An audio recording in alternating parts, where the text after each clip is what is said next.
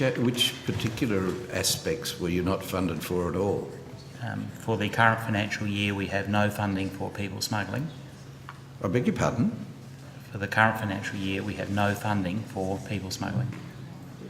To prosecute crimes connected with people smuggling, you have no funding at all.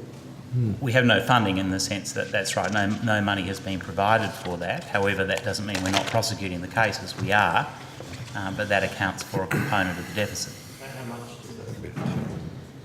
Our estimates have ended up being more pessimistic than current reality, in the sense that a number of the trials that we expected to get on this financial year are not so likely to get on this financial year.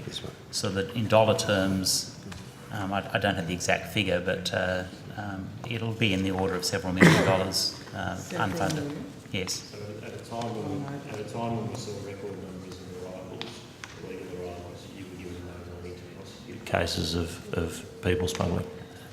Well, within the people smuggling framework, there are different types of offenders. There was a direction by the former Attorney General in relation to crews, and therefore, unless certain thresholds were passed by the direction, crews weren't being prosecuted, but organisers were being. What were those thresholds? Well, the direction, I'd have to go back to the terms of the direction, but it meant that crews wouldn't be prosecuted under the mandatory minimum provisions unless they were prior offenders, for example. And there were. So if it was a first-time offence, we wouldn't be prosecuting crews under the previous direction. There were other criteria, I just have to look that up, but for example, if it was a crew member, if it was a juvenile, juveniles generally weren't prosecuted, and there was that whole age determination issue. If there was no prior offending and it was only a crew, we weren't prosecuting under the mandatory minimum provisions, under the basic provision and things like that. Seems an extraordinary message to be sending at a time when more and more people were coming illegally to this country. Were there other criteria, Mr. Long? I just have to pull up the direction. I can. While Mr. Bromwich is several $1 million, could you on notice tell us exactly how much that deficit will be? I can.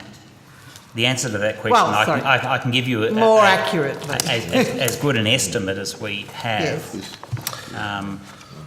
While Mr. Bromwich is checking that, Senator Cecilia, I should say that the position is actually even worse than you apprehend in two respects. It's not merely that no funding was made available to prosecute people smugglers, but funding that had existed previously was actually withdrawn.